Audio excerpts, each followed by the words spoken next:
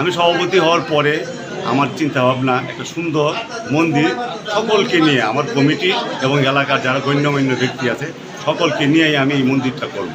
এটা আমার একটা স্বপ্ন ছিল এবং আমি সকলকে নিয়ে এই মন্দিরটায় এই 29শে আগস্ট 2025 এই মন্দিরের শুভ উদ্বোধন। এটা 12ই ভাদ্র বাংলায় 12ই ভাদ্রতে এই বাবার মন্দির উদ্বোধন হয়। এখানে অঞ্জলির পর্ব চলছে, এটা মনে হয় চতুর্থ ধাপ অঞ্জলি।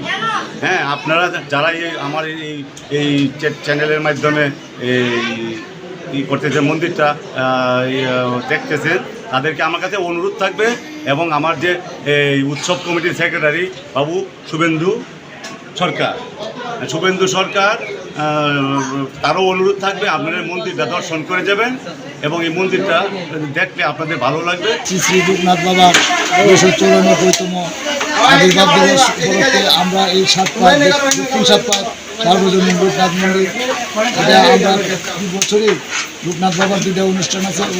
আজকে 18ই ভাদ্র এই অনুষ্ঠানে প্রায় 3 থেকে 3,500 লোকের সমাগম হওয়ার সম্ভাবনা আমরা রাখি এবং আমরা এলাকাবাসী স্বতঃস্ফূর্তভাবে এই দুটো অনুষ্ঠান পালন করে থাকি। আজকে এই মুহূর্তে আমরা বাবার প্রসাদ বিতরণ কাজ শুরু করছি এবং ভক্তবৃন্দের মধ্যে আমরা প্রসাদ বিতরণ করছি। এখন এই মুহূর্তে মন্দিরে বাবার পুষ্পাঞ্জলি অনুষ্ঠান শুরু হচ্ছে, সেই মন্দিরে বাবার পুষ্পাঞ্জলি দেওয়া হচ্ছে।